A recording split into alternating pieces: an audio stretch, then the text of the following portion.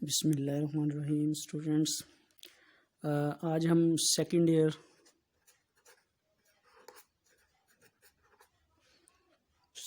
Class की third chapter के 3.6 exercise जो है इसके अबाउट लेक्चर है। ये इसमें जो हम अब तक हमने डिस्कस किए हैं जितने भी इंटेग्रल्स वो इस फॉर्मेशन में थे कि आपके पास यहाँ कोई फंक्शन होता था एफ ऑफ एक्स, आप उसको डील करते थे। इससे कहते हैं जनरल इंटीग्रल।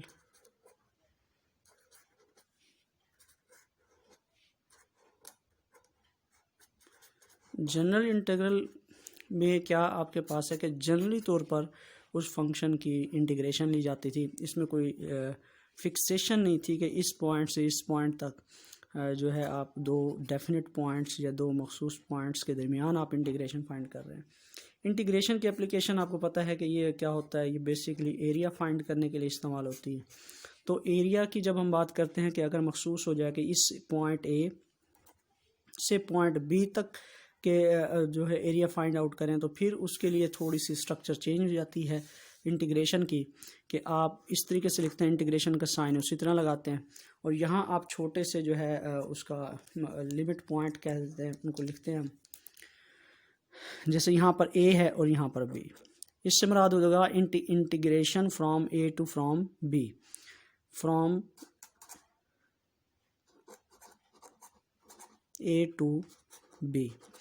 अब इसमें फॉर एग्जांपल ग्राफिकली तौर पे देखेंगे, बिल्कुल ये कर्व है, इस कर्व पर एक पॉइंट बिल्कुल इस पॉइंट से पॉइंट ए से पॉइंट बी के दरमियान आपने देखना है कि इस कर्व के अंडर और एक्स एक्सिस के दरमियान कितना एरिया आ रहा है। तो ये डेफिनेट हो जाएगा कि यहाँ से यहाँ तक। अगर इंटीग्रल होता तो इसका मतलब ये है कि इसको हम बढ़ाते जाएं, इस कर्व को बढ़ाते जाएं, जिस तरह भी ये बढ़ती जाए, ठीक है, उसी तरीके से हम इसको लेते जाएं। जनरली तौर पर इन्फिनाइट टाइम तक इसको लेके जा सकते हैं। ये इंटीग्रल है जर्नल, ये आपके पास जर्नल इंटीग्रल हो जाएगी अगर आप उसको बढ़ाते जाएं इस तरफ भी और इस तरफ भी।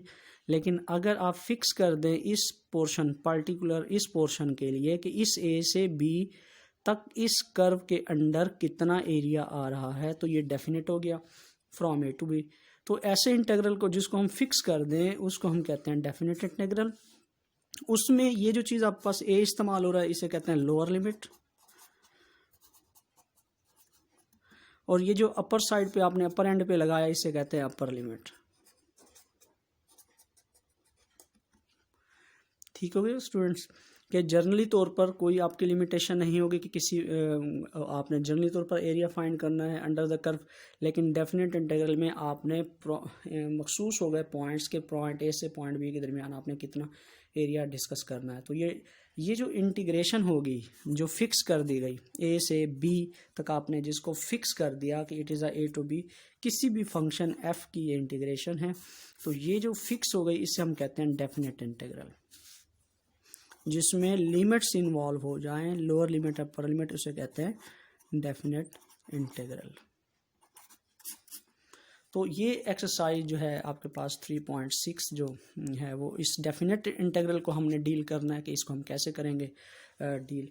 तो एक और इसमें छोटी सी बात, फिर उसके बाद जो है एक्सरसाइज की तरफ जाते हैं कि बिलफर्ज आपके पास कोई इंटीग्रेशन है, यहाँ पर ए टू बी भी दिया हुआ है, लिमिट पॉइंट भी दे दिए गए। अब कोई स्मॉल एफ है, इस पर इन लिमिट्स कैसे अप्लाई होंगे इसको देखेंगे। फर्स्ट ऑफ ऑल तो इस एफ की इंटीग्रेशन देखें। फॉर एग्जांपल इस एफ की इंटीग्रेशन कैपिटल एफ है, तो आप इसको ब्रैकेट इस तरह लगा दें और ये लिमिट्स पॉइंट्स यहाँ लिख दें। अब पहले आप क्या पुट करेंगे, अपर लिमिट पुट करेंगे, यानी एफ ऑफ बी बन जाएगा कि एफ में बी पुट कर दिया अपर लिमिट, फिर फार्मूले का माइनस, ये आप पास क्या हो जाएगा, माइनस किसका लगाएंगे, फार्मूले का। अब उसके बाद जो है उस फंक्शन में उस इंटीग्रेशन जो रिजल्ट आया हुआ है इस स्मॉल एफ की इंटीग्रेशन कैपिटल एफ है, उसमें ये लोअर लिमिट पुट करेंगे, तो ये बन जाएगा आपके पास एफ ऑफ ए।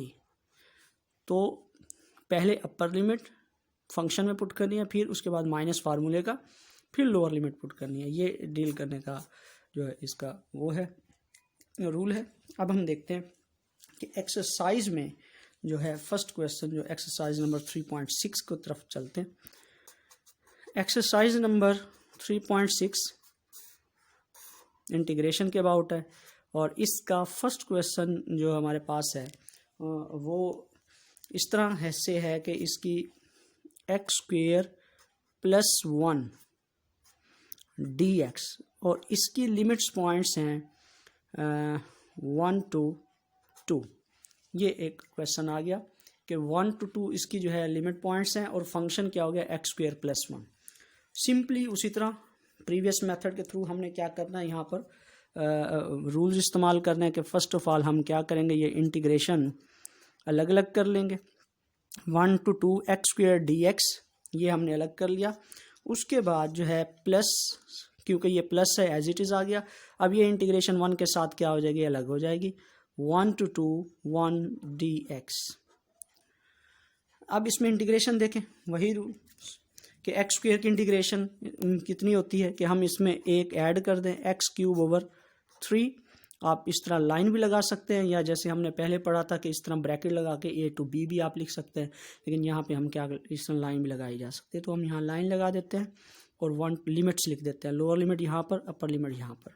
और 1 की इंटीग्रेशन कितनी होती है x, और ये उसी तरीके से आपके पास क्या आ गया, ये आपके पास 1 आ गया और ये यहाँ पर क्या आ गया, 2 आ गया। नेक्स्ट स्टेप में फंक्शन हमारे पास क्या है, x³ x की जगह पहले 2 पुट कर दें, ये बन जाएगा 2 का क्यूब, फार्मूले का माइनस, अब लोअर लिमिट x की जगह क्या पुट कर देंगे, 1 पुट कर देंगे, ये बन जाएगा 1 का क्यूब। ओवर में 3 है तो ओवर में 3 आप एज इट इज़ लिख देंगे, plus as it is x में पहले अपर लिमिट पुट करें 2, फार्मूले का माइनस, फिर लोअर लिमिट क्या पुट कर देंगे 1, ये बन जाएगा 2 - 1। अब 2 का क्यूब 8 और -1 का क्यूब 1 ओवर 3 प्लस 2 - 1 1। ये आपके पास रिजल्ट बन गया 8 - 1 7, 7 ओवर 3 प्लस 1।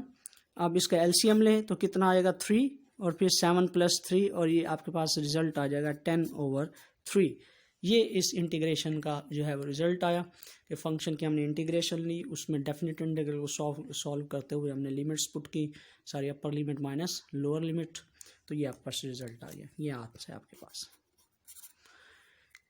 ये फर्स्ट क्वेश्चन था।